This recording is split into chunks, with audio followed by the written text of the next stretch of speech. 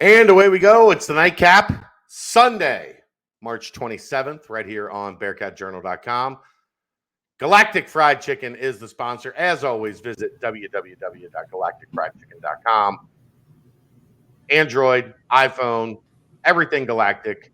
Get yourself some delivery, get yourself some pickup, or do what we did last night. Went to Galactic Fried Chicken and got some fried chicken. I know you guys all do tendies. Their fried chicken is unbelievable, otherworldly. Like, that's a testament to how good their chicken tenders are. Is that their fried chicken is slept on. I think they have the best fried chicken in Cincinnati. And everybody that goes there gets the chicken tenders because that's how good the chicken tenders are. Yeah. It's crazy. I actually think, in talking to Shane that owns the place, I think Kelsey probably gets like the best order, which is the 4 chicken legs. He's talked about that's his favorite meal. Yeah. Those chicken legs are out of this world, if you will. Or even if you won't. So, yeah, get to Galactic Fried Chicken. Tell them pump it up. He said they had a couple college kids come in recently, and they ordered, and they were getting ready to pay, and they were like, what if I told you to pump it up? And they got their 15% off. Well done. Well done. I was like, that was well played. That was very well played. All right, let's go. We got a lot to get to tonight. I know it's a Sunday. I know it maybe doesn't seem like there's a lot going on, but we got a lot to get to. We didn't get to this last night because it was still happening when Mick and I recorded. I hope you had a good time last night.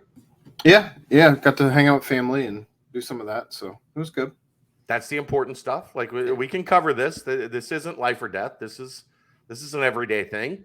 You gotta take a day. Got to take a personal day. Get some family stuff in order. Absolutely. But Mick did a great job filling in last night. Nice. Daniel Skillings, state champion, 31 points, 13 rebounds in a state championship game. Beast.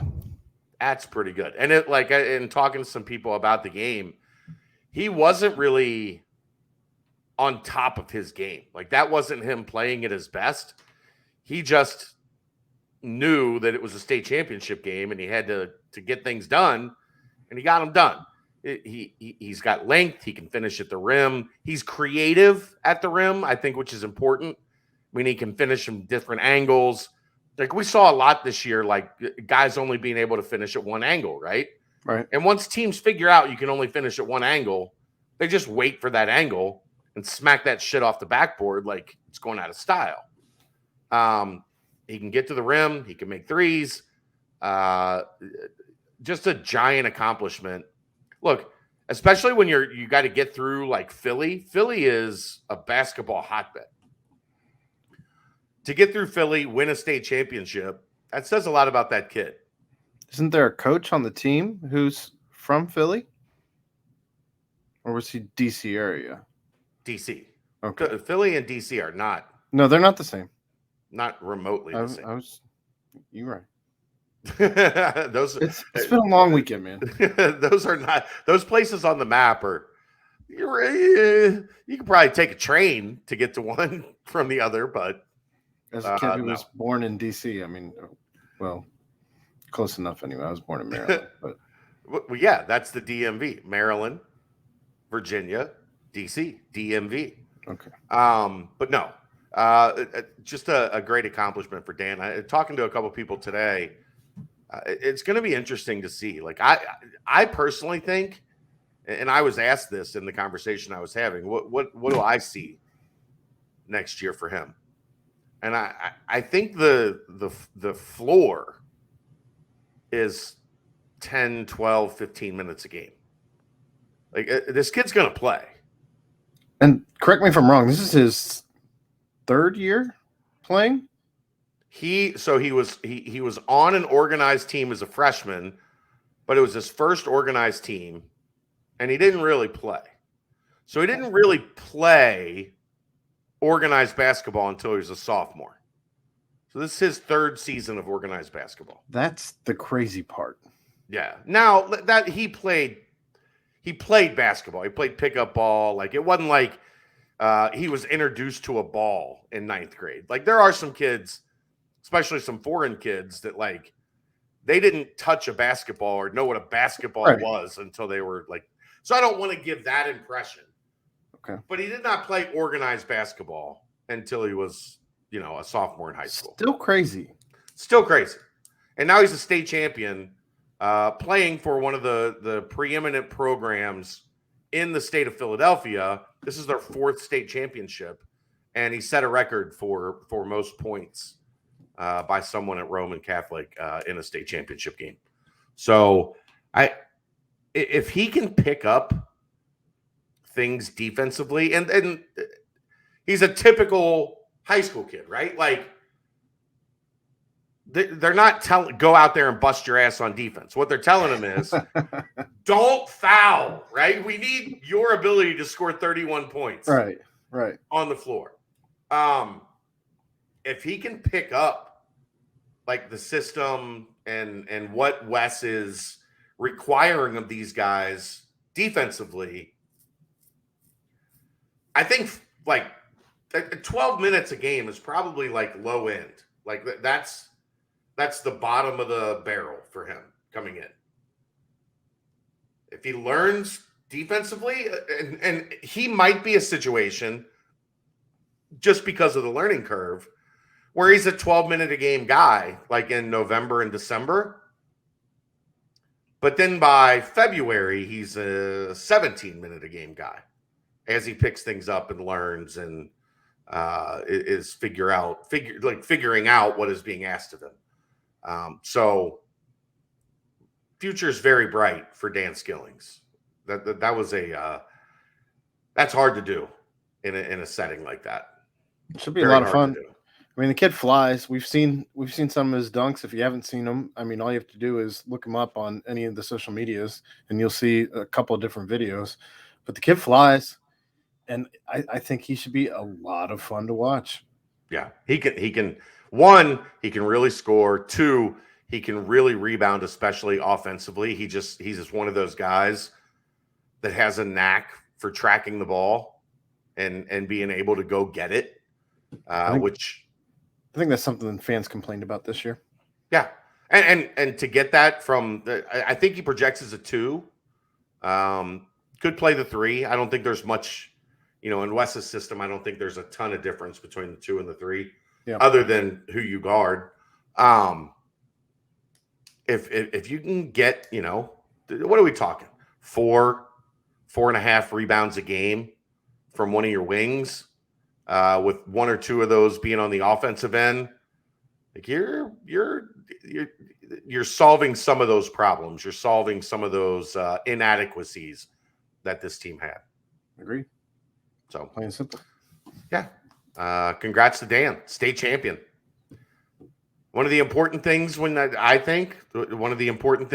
Fickell started recruiting to this roster, winners, right? Yeah. You know how you recruit, or you know how you build culture? You recruit winners, guys that really care about winning and losing. And Dan is one of those. So football. Kid. Yep. Congratulations. We are entering the second half of spring football. 7 practices in the books. They get 15. They've started doing this thing that I think is pretty rare. I don't know that many other schools do it. Usually, or at least for a long time, spring practice was your last practice, right? That was your last practice of the spring. You get 15. Right. That was practice 15. Luke has over the past couple of years changed it. Now the spring game is practice 13, and then they get 2 more practices to clean up whatever they saw at the spring game. Yeah. So they are essentially, they're more than halfway done with practice prior to what the fans will see spring game. I was planning on Tuesday. I'm gonna look at the 2 deep, right? You want to give me? You want me to give you the one deep right now? A little tease here on the nightcap. If you're going to do that, I think you have to drop QB last offensively. Well, I'm not. There's not a QB one right now. Okay. They have switched every day. So if you're talking Tuesday, Thursday, Saturday, Evan is QB 1 on Tuesday, Ben on Thursday, Evan on Saturday, and then come back and Ben on Tuesday. So, well, spoiler alert. Now no one's listening to the rest of this. But that means that there's a battle. And I put it in my notes.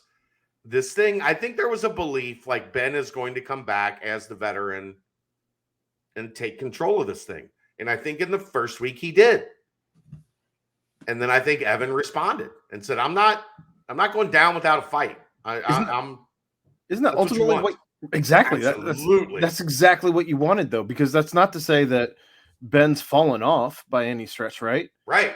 It's just they continue to rung up. Yeah. Ben came in as the veteran. What?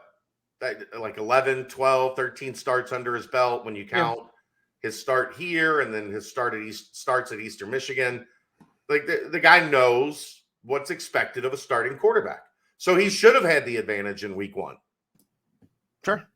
And then Evan said, all right, let's go. We're putting the gloves on. I'm not getting knocked out. I might have got knocked down. I might have got dazed a little bit. You might have got a shot in on me in the first week. But let's go. And he was significantly better on Saturday. Good. Which is the first time we've been able to say that about Evan. We've been able to say Evan was a little bit better than Ben today, or they were about even. Saturday was the first time we could really look at it and say Evan had a day and Ben was okay. Was it scrambling out of the pocket? Was it just No, it was mostly throwing the ball, running the offense, making the right read, making the right throw. And on a day doing that when I just didn't think Ben had it. Like I really, it would have been worse.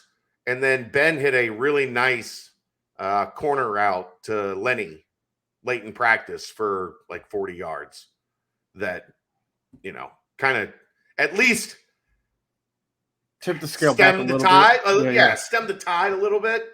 But they're both, they're pretty, I would say right now they're neck and neck.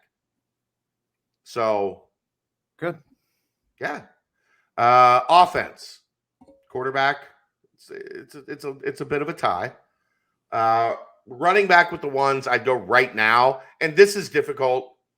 One, because Ryan Montgomery is still limited, right? Who I think, if he was healthy, would probably be right now slotted into running back 1. But for right now, Ethan Wright, and to a lesser extent, Charles McClellan, Chuck had a good week. So he's kind of, tooth and nail scratching for that spot. And you kind of alluded to that on Thursday. Yeah. Wide receiver, no surprise, Jaden Thompson. On the boundary, Tyler Scott Field, Trey Tucker in the slot, Lenny at tight end. Offensive line, Tunstall, Cooper, Gerhardt, who's filling in for Renfro, Joe Huber, who the walk-on has held his number 1 spot at right guard while Metz is working back.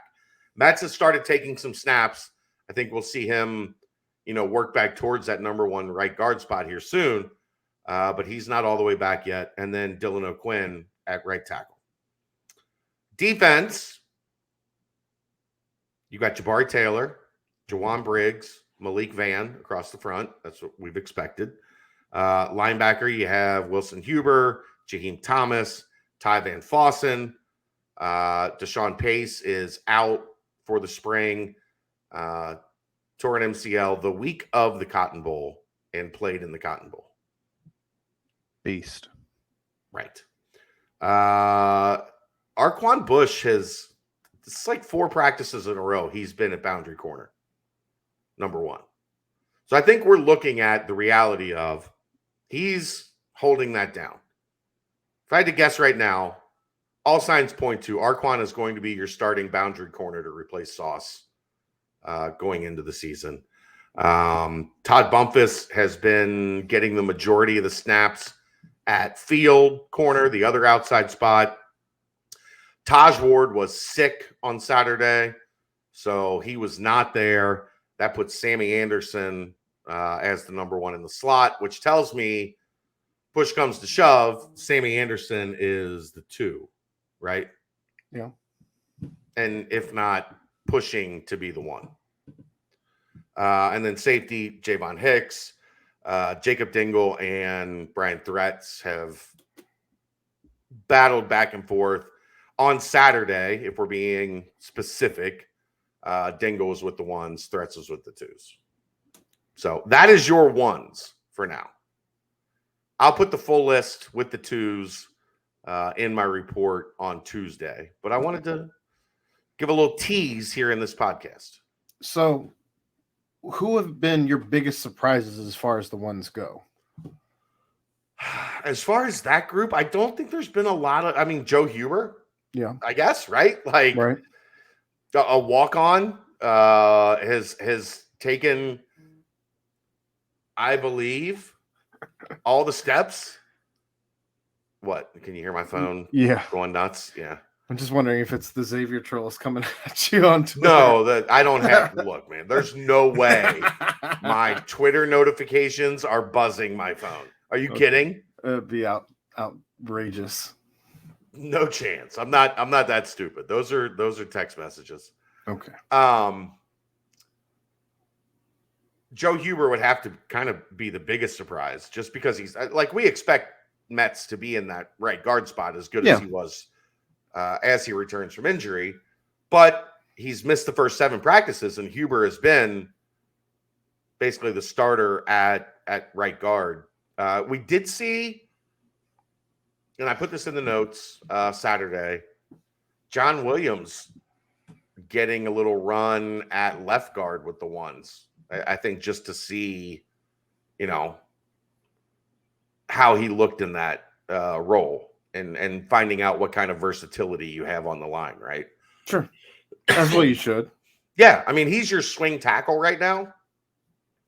So he's got an important role already. Yeah. But what I think are finding out is what Ron Crook recruited to Cincinnati at guard or at tackle is what Mike Cummings sees as inside guys. As crazy as that is. I don't know. So, that's crazy. But well, yeah. He just we knew that. Like we knew his profile. Right. We know he likes big boys. So I don't see it as crazy. It's just a different style. Right. So yeah, that's defensively. It's been pretty standard. I know, like me and Justin have argued back and forth on Sammy and Bumpus. I just think for whatever reason they love or they are drawn to the consistency Bumpus has shown. Sammy has shown probably more natural playmaking ability with interceptions and, being able to get his hands on the ball. But I think technique and just being able to lock a guy down, Bumpus has been just a little bit ahead of him. It would be interesting to see if there's a scenario where you have both of them next to each other with Bumpus as the field, Sammy as the nickel. And we'll get into what I've seen with the 2s on Tuesday. I don't want to the paid subscribers. That's the interesting part for me this offseason is the 2s. Yeah. So we save that for them. I was going to say, I have plenty more questions, but I don't want to spoil anything that we could potentially dive into tomorrow night. So right. We'll get to all that. There's plenty more content coming.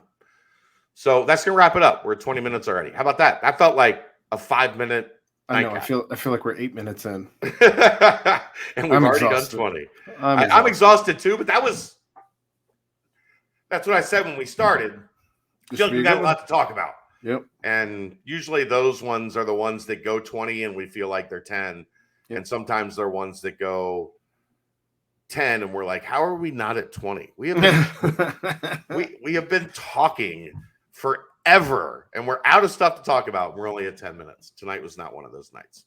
That's why you tune in. That's why you tuned in last night. We had a great response last night. The numbers were good. Let's keep it up tonight.